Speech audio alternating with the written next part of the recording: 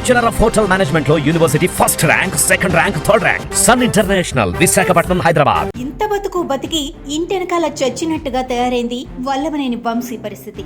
ప్రొడ్యూసర్గా hit cinema తీసి ఎమ్మెల్యేగా హవా నడిపి అధికార పార్టీ నాయకుడిగా మకుటం లేని మహారాజులా చెలామణి అయి అధికారం తెచ్చిన అహంకారంతో అడ్డమైన వాగుడు వాగిన వల్లభనేని వంశీ బతుకు చివరికి దొంగ బతుకైపోయింది.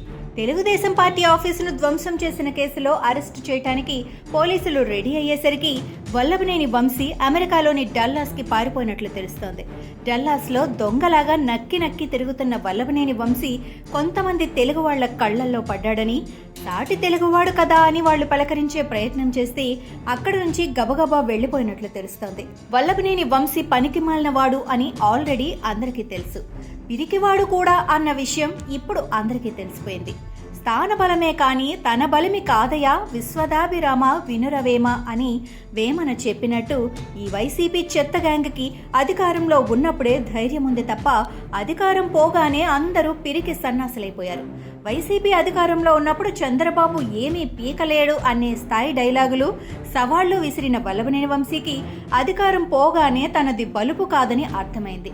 తాను నిజమైన శక్తివంతుడు కాదని, స్థానబలంతో అరిచే ఊరకుక్కకి తనకి ఎంత మాత్రం తేడా లేదన్న విషయం అవగతమైంది.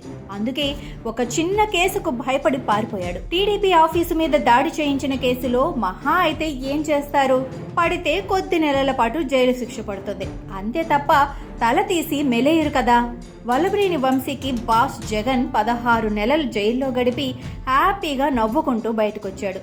ఆయన ఇన్స్పిరేషన్గా తీసుకొని కొద్ది నెలల పాటు జైల్లో ఉండలేనంత పిరికి సన్నాసి వల్లభనేని వంశీ. టీడీపీ ఆఫీసు మీద దాడి చేయించినప్పుడు చూపించిన తెగులో 1% కూడా లేకుండా పోయింది ఈ పిరికి పిల్లికి.